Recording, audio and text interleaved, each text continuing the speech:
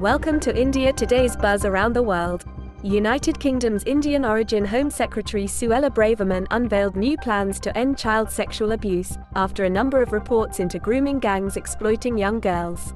She said British Pakistani men are members of grooming gangs who are involved in pursuing, raping, drugging and harming vulnerable English girls. Her comments regarding the representation of British Pakistani men in grooming gangs have triggered controversy. Suella is often accused of being a coconut, which in British slang means she is brown on the outside but white on the inside. Braverman didn't refrain from highlighting British Pakistani perpetrators, saying political correctness has prevented those in authority from acting. Braverman wrote in an article of Daily Mail, "The time has come to right one of the greatest injustices seen in Britain in modern times. The systematic rape, abuse and exploitation of young girls by organised gangs of older men, and the disgraceful failure of the authorities to act despite ample evidence, is a stain on our country." The grooming gangs scandal stretches back many years and continues to this day.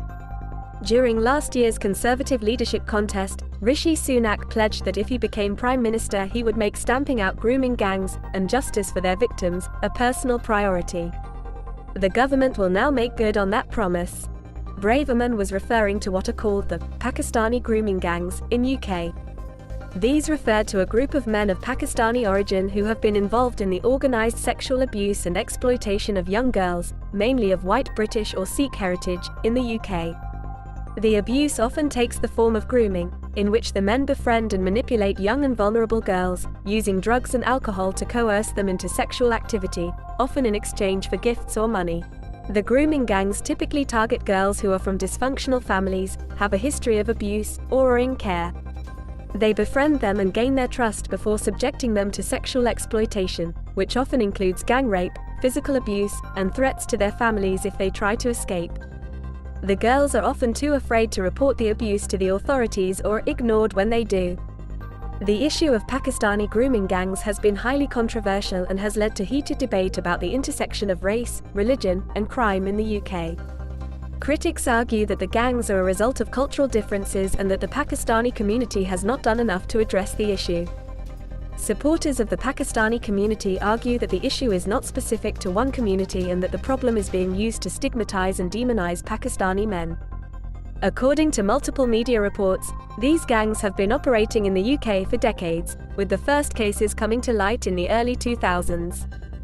The cases have been reported in several cities across the country, including Rotherham, Rochdale, Oxford, Telford, and Newcastle. Some of them came under media glare.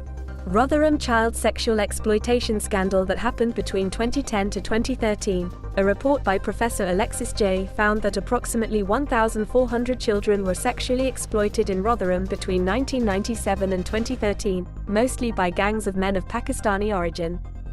The report found that the authorities had failed to respond adequately to the issue due to concerns about racial tensions. Professor Alexis Jay concluded that the majority of known perpetrators were of Pakistani heritage, including 5 men convicted in 2010. Operation Bullfinch, Oxford of 2012, 7 men of Pakistani origin were convicted of sexual offences, including rape and trafficking, against 6 girls aged between 11 and 15 in Oxford.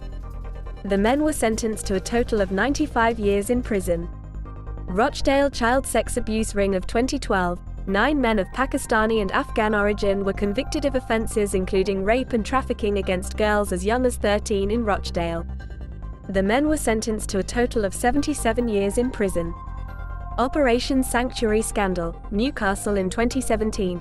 A total of 18 men of mainly Pakistani and Bangladeshi origin were convicted of offences including rape, trafficking, and supplying drugs to vulnerable young women in Newcastle. The men were sentenced to a total of 180 years in prison. Telford child sex abuse scandal in 2018. A report by the Sunday Mirror found that up to 1,000 girls, some as young as 11, had been sexually exploited in Telford over a period of 40 years by mainly men of Southern Asian heritage.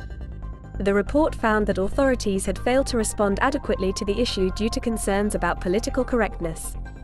The inquiry into the Telford abuse scandal, which published its report in 2022, found police dismissive of claims of abuse, with one saying, "These girls had chosen to go with, I don't know, bad boys."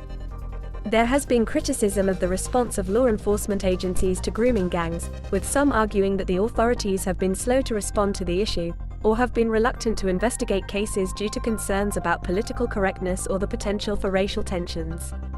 There has been controversy over the way in which the media reports on grooming gangs has also been the subject of debate.